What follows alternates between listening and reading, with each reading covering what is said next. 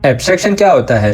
जावा में abstract class और interface क्या होते हैं? हम लोग जावा में एब्स्ट्रैक्शन कैसे यूज कर सकते हैं? हेलो दोस्तों, मेरा नाम है सिद्धार्थ राठौड़ और आज के इस वीडियो में हम लोग इन्हीं सब सवालों के जवाब देखेंगे। अगर आपने मेरे ओप्स कॉन्सेप्ट का ओवरव्यू का वीडियो नहीं देखा है तो उसका लिंक स्क्रीन पे दिख जाएगा। ये वीडियो देखने के पहले अगर आप वो वीडियो देख लोगे तो आपको ये कॉन्सेप्ट और भी डिटेल में समझ में आएगा। हम लोग ने हमारे वीडियो में देखा था कि सुनील, विजय और आदित्य को ये फर्क नहीं पड़ रहा था कि तीनों काम कैसे कर रहे हैं, उनको सिर्फ ये फर्क पड़ रहा था कि काम हो रहा है कि नहीं। वैसे ही जावा में कंसेप्ट है एब्स्ट्रैक्शन। उसका मतलब है कि आपको ये फर्क नहीं पड़ता कि वो अंदर से कैसे काम कर रहा है, आपको सिर्फ फंक्शनलिटी मिल रही है ना, उसी को जावा में एब्स्ट्रैक्शन बोलते हैं। हम लोग जावा में एब्स्ट्रैक्शन दो तरीके से अचीव कर सकते हैं, एक है एब्स्ट्रैक्ट क्लास और एक इंटरफेस। हम लोग अभी एब्स्ट्रैक्ट क्लास देखेंगे। हम लोग एक एग्जांपल से समझते हैं। मैंने यहाँ पे एक क्लास बनाई है व्हीकल।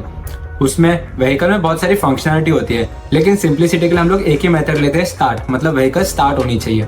सपोज कि अभी मुझे मेथड का इम्प्लीमेंटेशन, मतलब ये मेथड क्या करता है वो मुझे नहीं देना है, तो हम लोग नॉर्मली अगर मेथड लिखते हैं तो उसका बॉडी हमको देना पड़ता है। लेकिन अगर आपको नहीं देना है तो वो मेथड को आप एब्स्ट्रैक्ट डिफाइन कर सकते हो। तो अगर आप मेथड को कोई भी एब्स्ट्रैक्ट डिफाइन कर रहे हो तो मेथड क्या कर रहा है वो देने की जरूरत नहीं है। उसके बाद अगर कोई भी मेथड को आप एब्स्ट्रैक्ट बनाते हो तो वो जो भी क्लास में वो क्लास को भी आपको एब्स्ट्रैक्ट बनाना पड़ेगा। तो यहाँ पे हम लोग ने क्या किया, एक एब्स्ट्रैक्ट मेथड बनाया स्टार्ट, और क्योंकि मेथड व्हीकल क्लास के अंदर है तो क्लास को भी हम लोग ने एब्स्ट्रैक्ट बना दिया, तो अभी व्हीकल एक एब्स्ट्रैक्ट क्लास हो गई। उसके बाद हम लोग ने क्लास बनाई कार।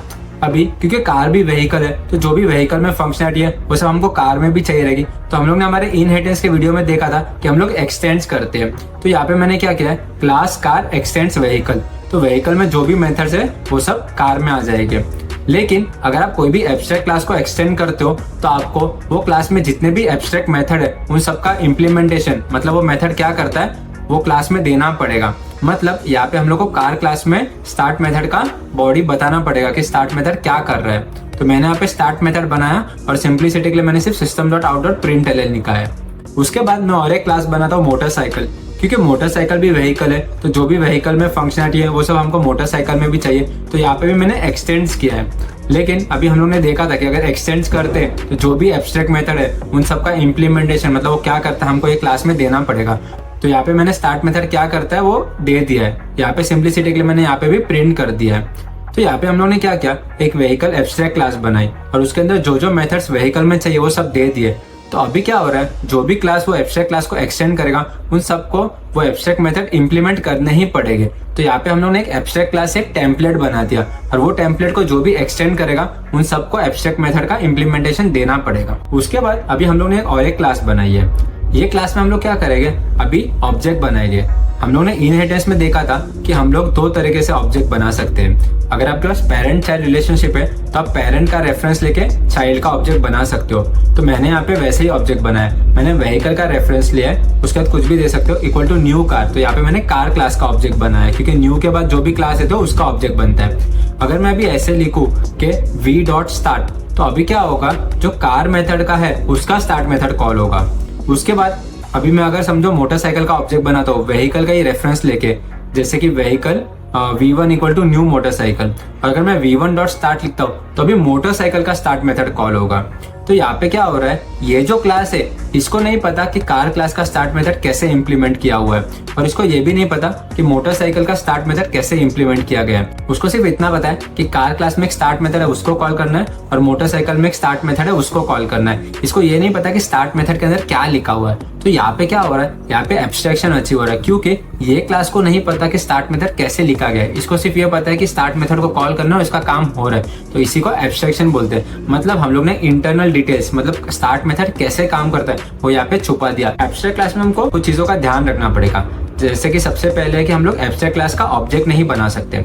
ऐसा क्यों, क्योंकि अगर आप देखोगे तो एब्स्ट्रैक्ट क्लास में हम लोग ने एब्स्ट्रैक्ट मेथड डिफाइन किया और वो मेथड का कुछ बॉडी ही नहीं है। तो हम लोग उसका ऑब्जेक्ट बना के वो मेथड को कॉल करके क्या करेंगे, क्योंकि उस मेथड के अंदर कुछ लिखा ही हुआ नहीं है, इसलिए एब्स्ट्रैक्ट मेथड का आप ऑब्जेक्ट नहीं बना सकते। उसके बाद अगर आपके पास एब्स्ट्रैक्ट क्लास है तो उसके अंदर एब्स्ट्रैक्ट मेथड भी हो सकता है, नॉन एब्स्ट्रैक्ट मेथड भी हो सकता है। नॉन एब्स्ट्रैक्ट मेथड मतलब क्या, हम लोग ने अभी तक जो भी मेथड देखे जिसकी बॉडी होती है, मतलब वो काम क्या कर रहा है वो हम लोग डिफाइन करते हैं, उसको नॉन एब्स्ट्रैक्ट बोलते हैं। तो आपको नॉन एब्स्ट्रैक्ट लिखने की जरूरत नहीं है। अगर आप एब्स्ट्रैक्ट लिखते हो तो वो मेथड को एब्स्ट्रैक्ट माना जाएगा, अगर आप कुछ नहीं लिखते हो तो उसको नॉन एब्स्ट्रैक्ट मेथड माना जाएगा। तीसरी बात ये है कि एब्स्ट्रैक्ट क्लास से आप 100% एब्स्ट्रैक्शन अचीव नहीं कर सकते। क्यों? क्योंकि इसके अंदर एब्स्ट्रैक्ट मेथड भी होते हैं और नॉन एब्स्ट्रैक्ट मेथड भी होते हैं, तो इसलिए हम लोग 100% एब्स्ट्रैक्शन एब्स्ट्रैक्ट क्लास से अचीव नहीं कर सकते। समझ रहे हो? समझ रहे हो आप? समझ रहे हो ना? अभी हम लोग इंटरफेस समझेंगे। दूसरा तरीका एब्स्ट्रैक्शन अचीव करने का इंटरफेस के थ्रू है, तो हम लोग अभी एक इंटरफेस के थ्रू समझेंगे। तो मैंने यहाँ पे सेम इंटरफेस बनाया व्हीकल और उसके अंदर स्टार्ट मेथड डिफाइन किए। इंटरफेस के अंदर अगर आप कोई भी मेथड डिक्लेयर करते हो सब एब्स्ट्रैक्ट होगा, मतलब आप नॉन एब्स्ट्रैक्ट मेथड इंटरफेस के अंदर नहीं लिख सकते। इससे फायदा क्या होगा? इंटरफेस आपको 100% एब्स्ट्रैक्शन अचीव करने में मदद करेगा, क्योंकि आपके जो भी मेथड्स हो गए इंटरफेस के अंदर वो सब एब्स्ट्रैक्ट होने चाहिए। उसके बाद हम लोग ने एक क्लास बनाई कार। अभी अगर आप इंटरफेस को एक्सटेंड करना चाहते हो, मतलब इंटरफेस के अंदर जो भी है वो फंक्शनलिटी आपको चाहिए दूसरे में, तो आप इंप्लीमेंट्स लिखते हो, तो आप ऐसे लिखते हो क्लास कार इंप्लीमेंट्स व्हीकल। तो अभी क्या होगा? व्हीकल के अंदर जो भी मेथड्स है वो सब इसके अंदर आ जाएंगे। लेकिन अभी क्योंकि वो सब मेथड एब्स्ट्रैक्ट है, तो अगर आप कोई भी इंटरफेस को इंप्लीमेंट करते हो तो आपको वो इंटरफेस के अंदर जो भी मेथड्स है उन सबका बॉडी, मतलब वो मेथड क्या करते हैं वो सब आपको एक क्लास में डिफाइन करना पड़ेगा। तो हम लोग ने यहाँ पे क्या किया है? कार क्लास के अंदर स्टार्ट मेथड क्या करता है वो डिफाइन कर दिया। सेम हम लोग मोटरसाइकिल के साथ भी कर सकते हैं। हम लोग ने क्लास बनाई मोटरसाइकिल और इम्प्लीमेंट्स व्हीकल, और उसके अंदर भी हम लोग को स्टार्ट मेथड का बॉडी, मतलब स्टार्ट मेथड क्या करता है वही देना पड़ेगा। तो यहाँ पे क्या हुआ? यहाँ पे भी इंटरफेस ने हम लोग को एक टेम्पलेट दे दिया कि अगर आप ये इंटरफेस यूज करते हो तो आपको उसके अंदर जो भी मेथड है उसका इम्प्लीमेंटेशन देना ही देना होगा। तो ये गारंटीड हो जाएगा कि जो भी इंटरफेस को इम्प्लीमेंट कर रहा है वो सब में वो सारे मेथड्स हो गए और हम लोग उसको डायरेक्टली कॉल कर सकते हैं विदाउट ये समझे कि उसके अंदर क्या लिखा हुआ है। अभी हम लोग वापस एक नया क्लास बनाते हैं। ये क्लास में हम लोग सेम पेरेंट का रेफरेंस यूज करेंगे और क्लासेस का, मतलब कार क्लास और मोटरसाइकिल क्लास का ऑब्जेक्ट बनाएंगे। तो यहाँ पे मैंने सेम ऐसे लिखा vehicle v equal to new car और v डॉट स्टार्ट, और बाद में मैंने वापस ऐसे लिखा vehicle v1 equal to new motorcycle और v1 डॉट स्टार्ट। तो ये क्लास को अभी भी नहीं पता कि स्टार्ट मेथड कैसे कॉल कर रहा है, तो इससे भी हम लोग का एब्स्ट्रैक्शन अचीव हो गया। अभी हम लोग ये समझेंगे कि एब्स्ट्रैक्ट क्लास और इंटरफेस में क्या डिफरेंस है। एब्स्ट्रैक्ट क्लास आपको 0 से 100% एब्स्ट्रैक्शन अचीव करने में मदद करता है। ऐसा क्यों? क्योंकि आप एब्स्ट्रैक्ट क्लास में नॉन एब्स्ट्रैक्ट मेथड और एब्स्ट्रैक्ट मेथड दोनों डिफाइन कर सकते हो। अगर आप दोनों डिफाइन करते हो तो आपको 100% एब्स्ट्रैक्शन नहीं दे रहा है।